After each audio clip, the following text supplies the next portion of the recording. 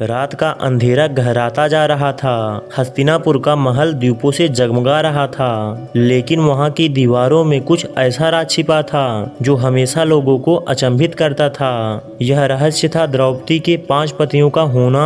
आखिर एक स्त्री के एक साथ 5 पतियों का होना, वह भी महाभारत जैसे ग्रंथ में। क्या यह सिर्फ एक संयोग था या इसके पीछे कोई गहरा कारण छिपा था? आइए जानते हैं। कहानी का आरंभ होता है राजा द्रुपद के महल से। राजा द्रुपद को एक पुत्री प्राप्त हुई जो एक चमत्कारी यज्ञ से उत्पन्न हुई थी। वह एक अनोखी कन्या थी। राजा द्रुपद ने उसका नाम द्रौपदी रखा।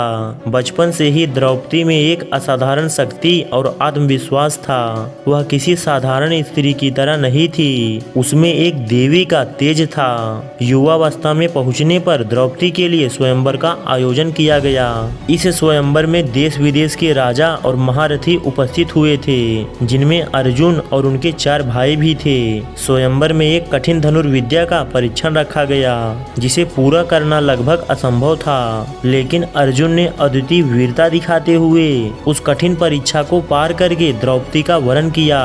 लेकिन यह कहानी यही एक अजीब मोड़ ले लेती है। जब अर्जुन द्रौपदी को लेकर अपने भाइयों के पास लौटे तो उनकी माता कुंती ने उन्हें बिना देखे ही कह दिया कि जो भी लाए हो उसे 5 में बांट लो।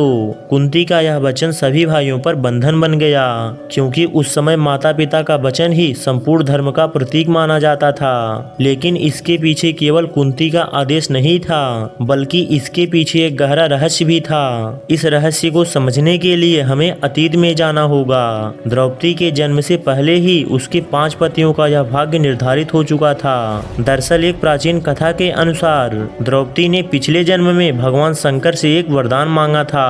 उसने शिव से 5 बार एक महान पति पाने की प्रार्थना की थी। शिव ने उसकी इस प्रार्थना को स्वीकार कर लिया था, लेकिन साथ ही यह भी कहा कि इस जन्म में 5 पतियों के रूप में प्राप्त होंगे। द्रौपदी के इस जन्म में यह वचन सत्य हो गया और उसके पति 5 पांडव बने। द्रौपदी ने यह भाग्य तो स्वीकार कर लिया, लेकिन इसका अर्थ यह नहीं था कि उनका जीवन सरल था। 5 पतियों के साथ रहते हुए उन्हें कई कठिनाइयों का सामना करना पड़ा। हर पति के साथ उनका रिश्ता भले ही अलग था, लेकिन उनमें सबसे गहरा रिश्ता अर्जुन के साथ था। अर्जुन के प्रति उनके मन में एक विशेष लगाव था, क्योंकि स्वयंवर में वह उसका विजेता था। लेकिन नीति के इस खेल ने उसे सभी पांडवों की पत्नी बना दिया। इस विवाह में न्याय बनाए रखने के लिए एक नियम बनाया गया कि द्रौपदी हर पांडव के साथ एक निश्चित समय तक रहेगी और इस दौरान अन्य पांडवों का उसके साथ कोई संबंध नहीं रहेगा। यह नियम उनके बीच किसी भी प्रकार के वैर भाव से बचने के लिए था। द्रौपदी ने इस कठिन नियम का पालन करते हुए अपने पति पत्नी के रिश्ते को निभाया, लेकिन इसके बावजूद भी उनके जीवन में कठिनाइयों का अंत नहीं हुआ। द्रौपदी के 5 पतियों का रहस्य एक सामाजिक स्थिति था, किसी कर्म का परिणाम नहीं था, बल्कि यह उसे उसकी तपस्या का फल और भगवान शिव द्वारा दिया गया वरदान था। इस घटना से एक बात स्पष्ट होती है कि कर्म या भाग्य का खेल बहुत ही विचित्र होता है। भगवान के द्वारा दिए गए निर्णयों के पीछे का कारण मनुष्यों के समझ से परे होता है। द्रौपदी ने 5 पतियों के साथ एक आदर्श पत्नी का धर्म निभाते हुए अपनी मर्यादा को कभी नहीं छोड़ा। युद्ध के दौरान भी जब द्रौपदी का चीरहरण हुआ, तब उनके 5 पतियों ने उनके अपमान का बदला लेने का संकल्प लिया।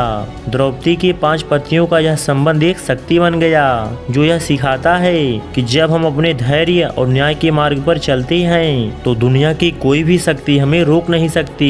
इस कहानी से हमें यह शिक्षा मिलती है कि जीवन में आने वाली कठिनाइयों का सामना साहस और धैर्य के साथ करना चाहिए। द्रौपदी की तरह हमें भी अपने कर्तव्यों का पालन करते हुए धैर्य बनाए रखना चाहिए, चाहे परिस्थिति कितनी भी कठिन क्यों ना हो। यह कहानी आपको कैसी लगी एक कमेंट करके जरूर बताएं। मैं मिलूंगा आपसे एक नई कहानी के साथ। तब तक आप अपना ख्याल रखिए और अच्छे से रहिए।